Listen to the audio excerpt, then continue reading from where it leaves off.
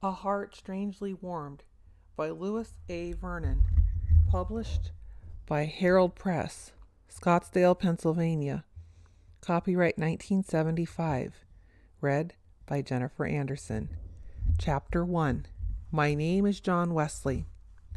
Young Robert Upton eased the leather straps of his peddler's tray from his aching shoulders and slumped against the doorway of a London shop. Tears smarted under his eyelids. His first day of peddling and not one sale. Not even a pin or a bit of lace to a London housewife.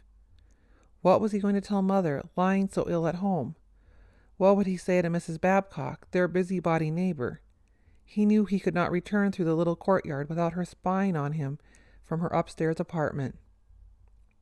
Robert sighed, remembering Mrs. Babcock's shrill disapproval 8 days before, when Father left London in his new four-wheeled peddler wagon.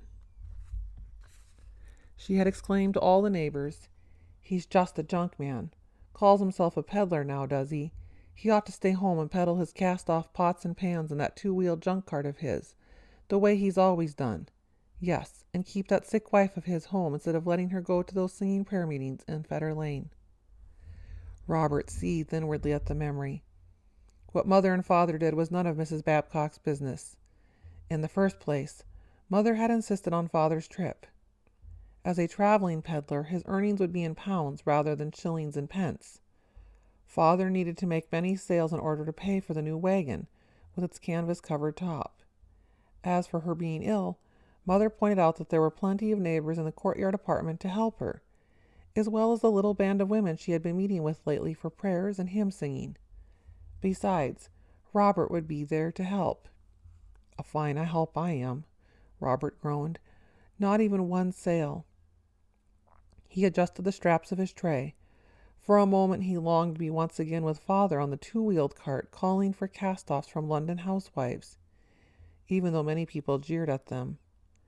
Robert took a deep breath. He had to make a sale somehow. He could not go home without even a penny to show for a day's work. A small, neatly dressed man hurried up the street. A gentleman, Robert decided, but why wasn't he wearing a wig under his three-cornered hat instead of his own shoulder-length hair? And why wouldn't a fine gentleman have silver buckles on his shoes? Robert walked along with the little man. "If you're not in too much of a hurry, sir, I have something to show you." The little man smiled and stopped. "I am always in haste, but never in hurry." What an odd thing to say, Robert thought. Is there a difference between haste and hurry? There was no time to think about that now. Robert held out a toy monkey on a string. "A toy for your child, sir?" The little man blinked and pulled a pair of spectacles from his pocket. Nearsighted, that's what he is, Robert decided. "No, thank you, I have no child." "A bit of lace for your wife, then?" The little man smiled sadly. "I have no wife." He started off again, but Robert caught up with him. "A quill pen for yourself?" "Why, yes, that shall I buy. I do a great deal of writing." He paid for the pen, counting out the coins with care. Then he gave Robert a long and searching look. "What is your name?" "Robert Upton, sir." "My name is John Wesley." Robert looked at John Wesley in astonishment. Why would a gentleman introduce himself to a street peddler? Why had he looked so sad when he said he had no wife? A fine gentleman like John Wesley could find dozens of young women who would be glad to marry him. "Do you go to church, Robert?" The totally unexpected question startled Robert. Church? He and Father did not go to church very often. Mother was the churchgoer, even when she did not feel well. But I can't tell him all that, Robert thought. Somehow he sensed John Wesley's personal interest in him. I go when I can," Robert stammered. "What have you learned about God?" John Wesley's penetrating glance bothered Robert, yet he could not turn away from the kind face with its prominent nose and its mouth curved in sweetness. Robert tried to think, but his mind was blank. "Nothing," he said at last. "I have heard some things, but I do not understand them." "Do you know that your hands and feet and the rest of your body will turn to dust in a little while?" John Wesley asked. Robert tried to think how to answer such a strange question. Dust? There was usually more mud than dust in London, but he knew in a surprising way what John Wesley meant. Such ideas made him uncomfortable. He tried to say no, but something impelled him to say yes to John Wesley's question. But you will live on. That part of you is called the soul, John Wesley went on. What baffling talk this was. Who was this man, John Wesley? Did he always ask such questions? Anyway, how could he prove there was such a thing as a soul? Can you see it? Robert asked. No, the soul is within you, but you cannot see the wind either, although it is all about you. John Wesley seemed eager to explain, but he asked another question. What do you think a soul does?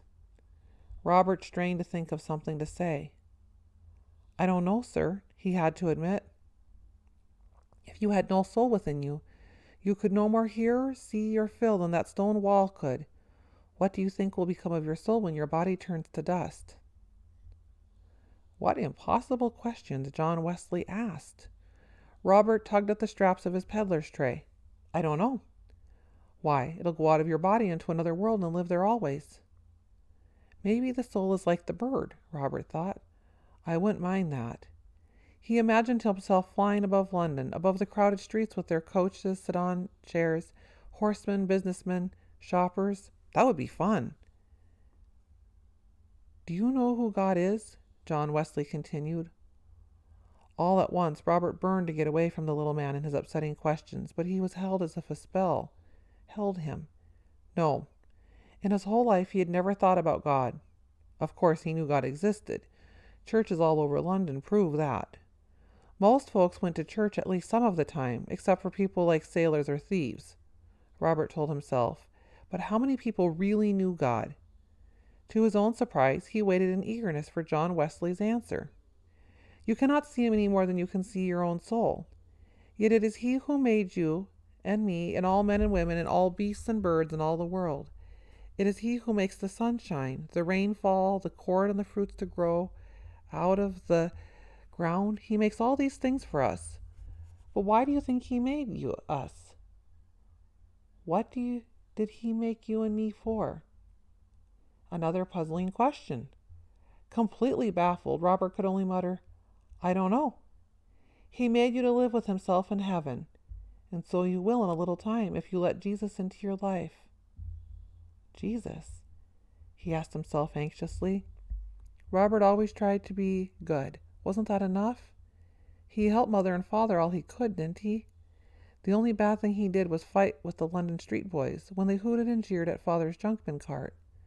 But that was all over now that Father was a peddler. No more fights.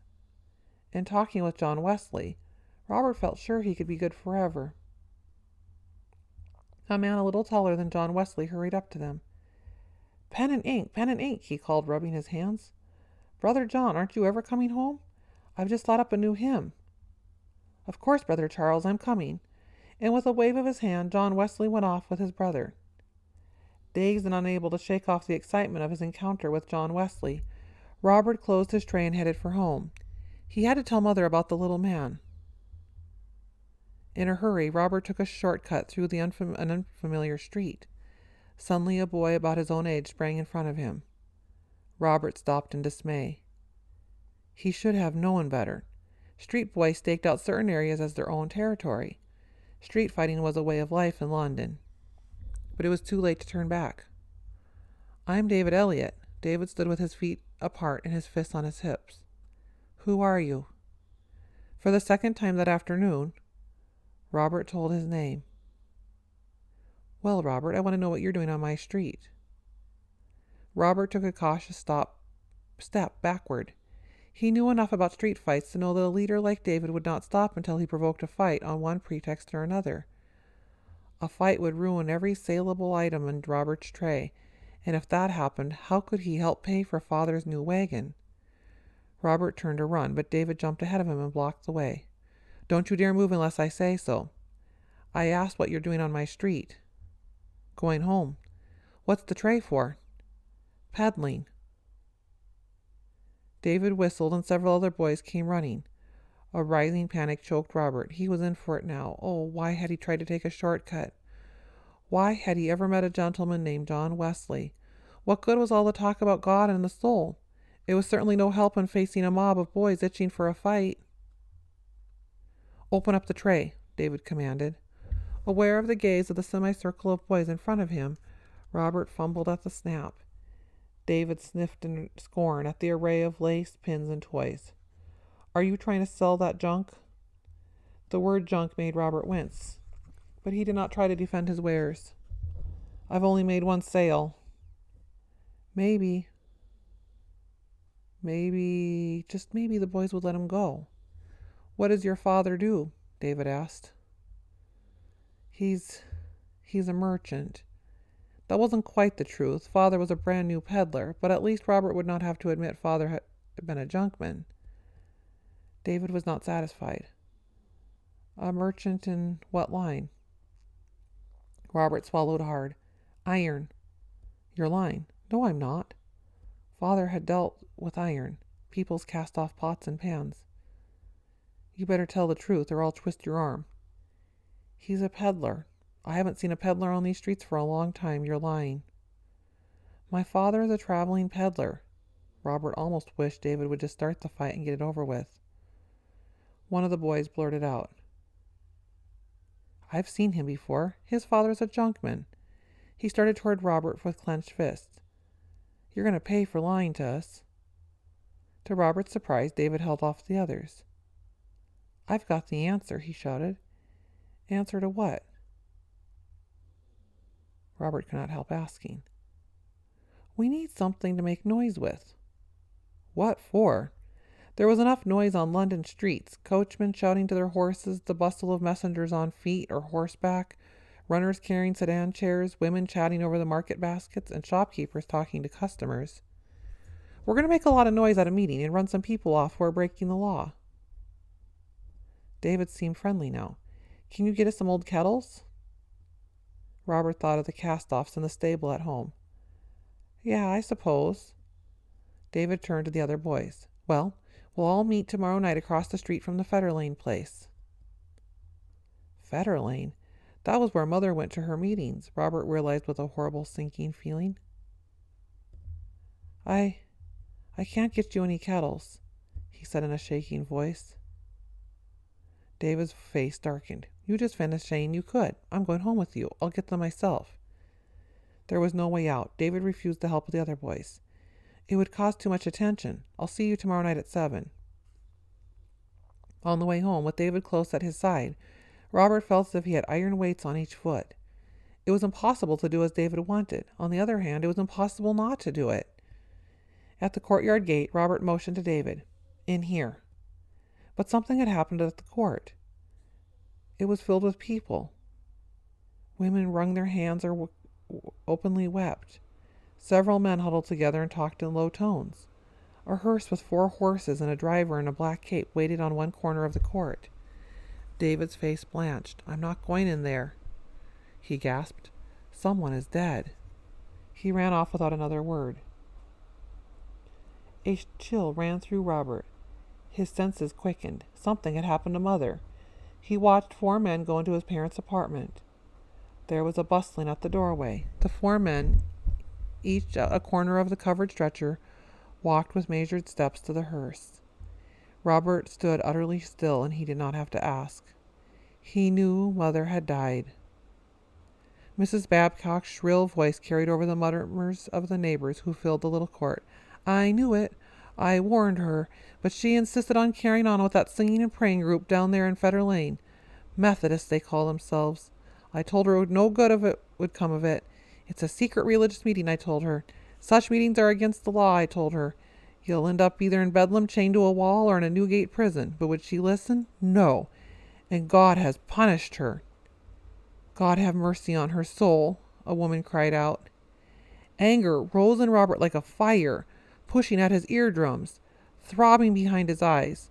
God had no mercy. A merciful God would not have taken Mother away. She was good and kind.